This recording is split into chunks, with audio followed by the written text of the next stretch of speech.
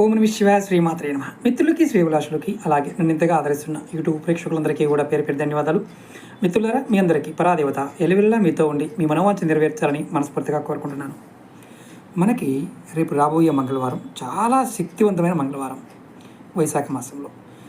ఈ మంగళవారాన్ని ఎవరైనా సరే అప్పుల బాధతో సతమతమైపోతూ అప్పులు తీర్చలేక ఇబ్బంది పడుతూ ఉన్నవారు ఈ మంగళవారాన్ని సద్వినియోగం చేసుకోండి. చాలా తేలికైన పరిహారం షార్ట్ వీడియోలు చెప్తాను.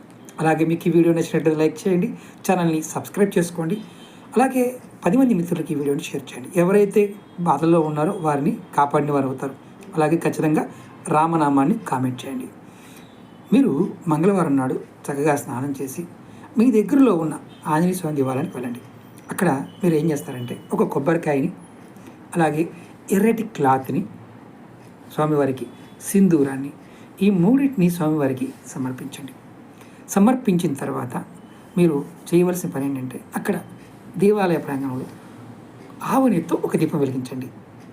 దీపం వెలిగించి మీరు గుర్తుంచుకోండి, కొబ్బరికాయని అక్కడే వదిలేయాలి, క్లాత్ని అక్కడే వదిలేయాలి, కుంకుమని ఇవ్వచ్చు, లేదా మీరు సింధూరాన్ని కూడా స్వామివారికి ఇవ్వవచ్చు.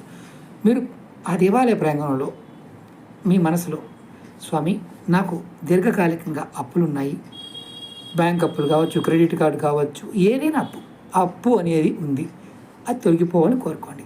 అలాగే ఇంకొక పని చేయాలి. ఈ మంగళవారం నాడు మీరు ఖచ్చితంగా మనసులో రామనామాన్ని జపించాలి. మీకు ఏ కోరిక అయితే ఉందో ఆ కోరిక చెప్పుకొని రామనామాన్ని కనుక జపిస్తూ ఉన్నారా ఫలితం ఉంటుంది. ఈ మంగళవారం మొదలుపెట్టి మీరు 5 మంగళవారాలు ఇలా కొబ్బరికాయ, ఎర్రటి క్లాతు, సింధూరాన్ని స్వామివారికి ఇస్తూ ఉండండి.